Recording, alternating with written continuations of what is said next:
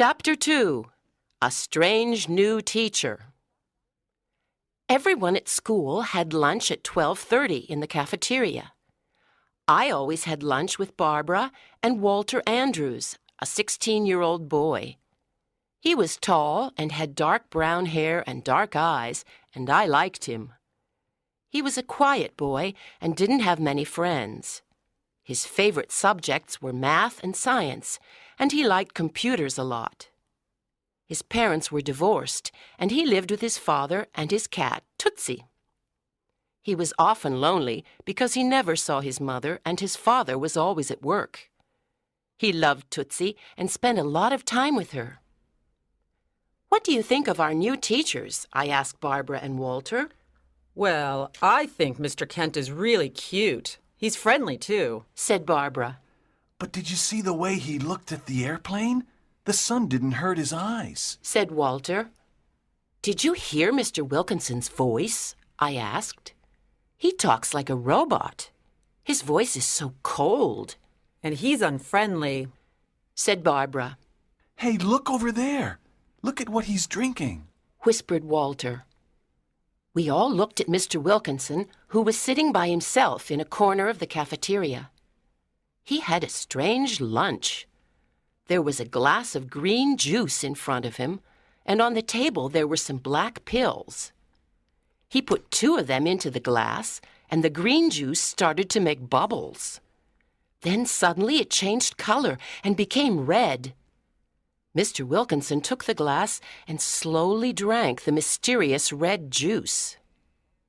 We looked at each other nervously, but then started laughing. "How can he drink that?" I said. Perhaps it's a new diet, said Barbara. And that's why he's so thin. "I don't think so," Walter said. "There's something strange about our English teacher," I said. The next morning, during the English lesson, Mr. Wilkins started asking us some personal questions. "Andrews, Walter Andrews," said Mr. Wilkinson. "tell me something about yourself." Walter was surprised, because teachers didn't usually ask personal questions. "Well, I like computers, and my hobby is astronomy," he said. "I have a small telescope, and I like looking at the stars. I have a pet called Tootsie. She's a black and white cat." "Good. You have an interesting hobby. Thank you, Walter," said Mr. Wilkinson. He then asked other students about their life and hobbies. I thought, perhaps he wants to know more about us. How strange. Then I looked at him carefully, and I noticed something. His eyes were not green anymore. They were a different color today.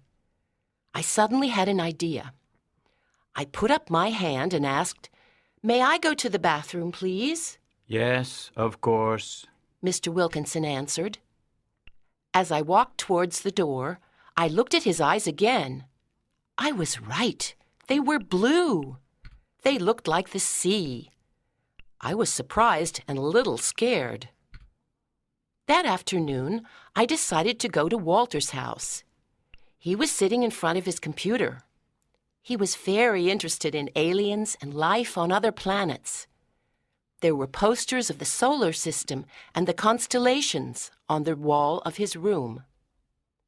"Did you hear about the alien alert last month?" I asked. "Yeah, in the Cascade Mountains, right near Seattle," said Walter.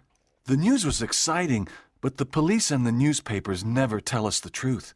I'm sure there are UFOs and aliens in the universe." "What are you looking at now?" I asked. "I'm on the internet, on the International Space Club site," he said excitedly. "Listen to this, Karen. Something very important is happening. A comet is passing through the Virgo constellation. When a comet and a constellation meet, aliens can travel to our planet. Everything is right for intergalactic voyages." "What are intergalactic voyages?" I asked. "They're when you can travel from one galaxy to another," Walter said. "They can take place only at special times. For example, when a constellation and a comet meet. Some people say aliens come to Earth to attack us. but I think they want to study us. Wow, you know everything about space, I said, I love space. said Walter, smiling. I want to become an astronaut. I want to go to another galaxy and perhaps meet aliens. Wow, that's interesting and dangerous, I said, and started thinking. Suddenly, I had an idea. Perhaps Mr. Wilkinson is an alien, I said slowly. What? He cried, looking at me. Oh, Karen, you read too many science fiction books. He's not an alien. Well, his voice doesn't sound human. His eyes change color, and he has a very strange lunch, I said. What do you mean his eyes change color? He asked, surprised. Didn't you notice? I said. Yesterday they were green, and today they were blue. Are you sure? He asked. Of course I'm sure, I said excitedly. Listen, Walter, there was a UFO sighting last month, and Mr. Wilkinson is a new teacher at Washington High. No one knows where he comes from. Perhaps he arrived on that UFO.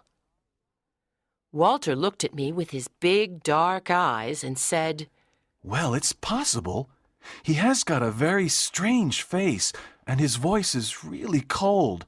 Perhaps he is an alien. And that's why he asked us those personal questions. He wants to study us. Exactly, I said.